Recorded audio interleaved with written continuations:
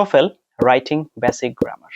তো আজকে আপনাদেরকে জানানোর এবং বোঝানোর চেষ্টা করব এবং দেখানোর চেষ্টা করব কিছু বেসিক রুলস যেগুলো আপনার ওভারঅল TOEFL রাইটিং ইমপ্রুভ করতে গেলে লাগবে।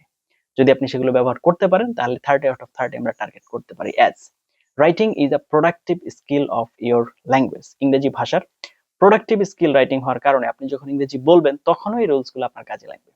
শুধুমাত্র প্রোনাউন্সিয়েশন সঠিক করতে পারলে আপনি সঠিকভাবে বলতেও পারবেন। তো এই ভিডিও শেষ পর্যন্ত থাকতে হবে, একটু কষ্ট করে সবগুলো রুলস রেগুলেশন দেখার জন্য। So number 1 platform in Bangladesh for TOEFL preparation. Welcome to our channel TOEFL Bangladesh. We are trying to make your TOEFL journey easy. আপনি যদি 24/7 আমাদের সাথে কানেক্টেড থেকে TOEFL প্রিপারেশন নিতে চান, please like our Facebook page and join our Facebook group, সেগুলো link ডেসক্রিপশনে দেওয়া আছে। আর আপনি যদি TOEFL মক টেস্ট দিয়ে নিজেকে যাচাই করতে চান, you can contact with us. আমাদের সাথে কন্টাক্টের ডিটেইলস আপনি ভিডিও কমেন্টে পিন করা অবস্থায় পেয়ে যাবেন। আপনার হোম এডিশন পরীক্ষা দিতে চাচ্ছেন, আপনার জন্য হচ্ছে অ্যারেঞ্জমেন্ট দরকার, you can contact with us. আপনার যদি হচ্ছে পেমেন্ট করা নিয়ে কোনো ঝামেলা থাকে যে TOEFL টেস্টের পেমেন্ট করতে পারছেন না, you can contact with us. আমাদের সাথে কন্টাক্টের ডিটেইলস আপনি ভিডিও কমেন্টে পিন করা অবস্থায় পেয়ে যাবেন। এবার চলে আসি আমাদের মূল আলোচনায়। চলুন আপনি যে কম্পিউটার স্ক্রিনে এবং টোটাল বেসিক যে রুলস রেগুলেশন গুলো আছে এগুলো দেখিয়ে নিয়ে আসি।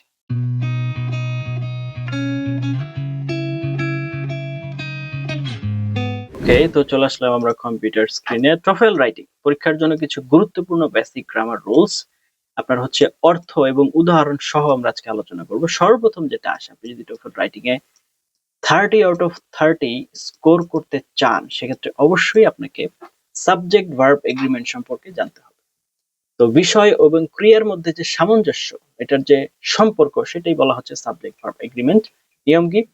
বাক্যে সাবজেক্ট কর্তা যদি একবচন হয়, মানে হচ্ছে সিঙ্গুলার হয়, তবে ভার্বও একবচন হবে, সেটাও সিঙ্গুলার হবে। সাবজেক্ট যদি বহুবচন হয়, প্লুরাল হয়, তাহলে ভার্বও প্লুরাল হবে। যেমন হি, এখানে সাবজেক্ট একা সিঙ্গুলার, তাহলে কি হয়েছে? গোজ হয়েছে, আপনার সিঙ্গুলার হয়েছে। গোজ টু স্কুল এভরিডে, সে প্রতিদিন স্কুলে যায়। দে, এটা প্লুরাল হয়েছে জন্য আমার ভার্বও প্লুরাল হয়েছে। দে গো টু স্কুল এভরিডে, তারা প্রতিদিন স্কুলে যায়। এটা খেয়াল রাখতে হবে। এটা হচ্ছে একটা বেসিক রুলস আর কি। আপনি যদি বলেন হি গো টু স্কুল এভরিডে, এটা একটা ভুল, মিস্টেক। যদি বলেন দে গোজ টু স্কুল এভরিডে, এটাও একটা ভুল। এগুলো হচ্ছে সঠিক, এটা আমাকে খেয়াল রাখতে হবে। আচ্ছা, ঠিক আছে, রাখলাম। এরপর আসছে হচ্ছে টেন্স। TOEFL রাইটিং এ সঠিক কাল ব্যবহার খুবই গুরুত্বপূর্ণ। ঘটনার সময় অনুযায়ী প্রেজেন্ট, পাস্ট এবং ফিউচার ব্যবহার করতে হবে। I am studying for the TOEFL exam, বর্তমানে আমি প্রস্তুতি নিচ্ছি। I studied hard last week, গত সপ্তাহে পড়েছি।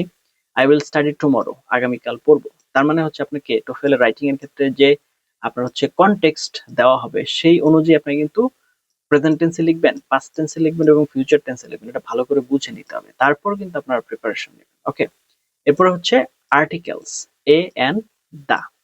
তো এখানে কি বলা হচ্ছে দেখুন, এ এন ব্যবহার হয় অজানা বা প্রথমবার উল্লেখিত জিনিসের আগে।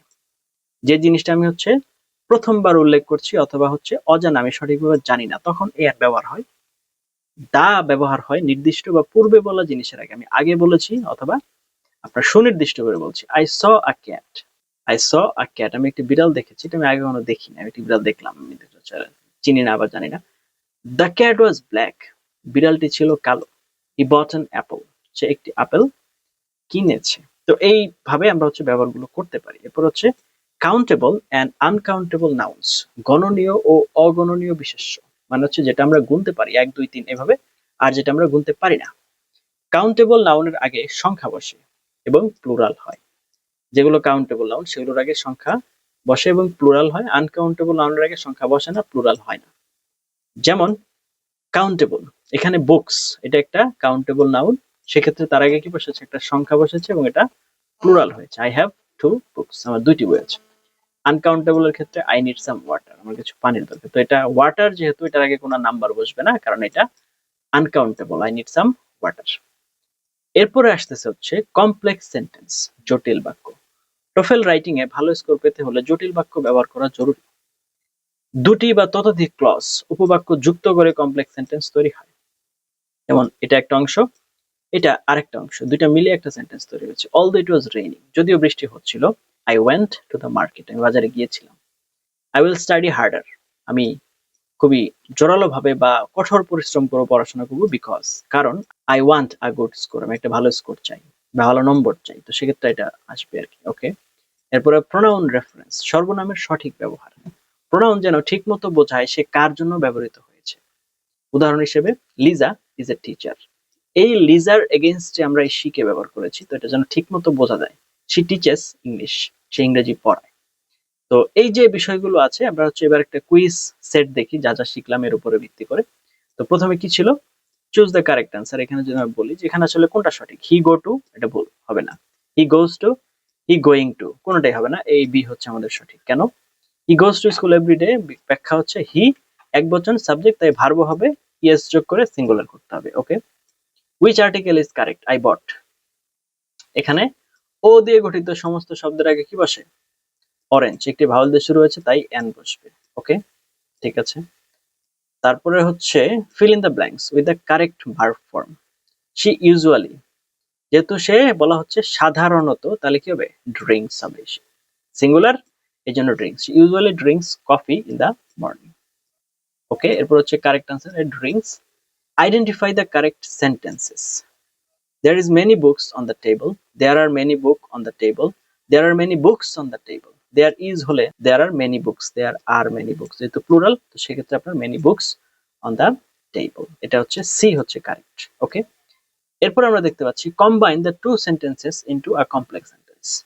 এখানে আমি এই দুইটা সেন্টেন্সকে একসাথে করে আমাকে একটা সেন্টেন্স তৈরি করতে হবে। সেক্ষেত্রে কি করব, আমাদের সঠিক উত্তর হচ্ছে C, although it was raining.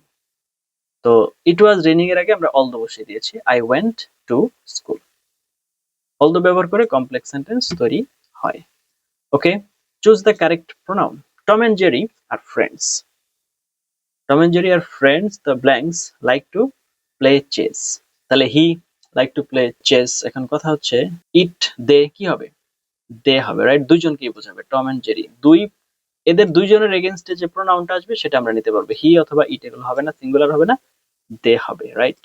So okay, so that's it. এই হচ্ছে মোটামুটি গ্রামারের যে বিষয়গুলো আছে আপনারা দেখলেন।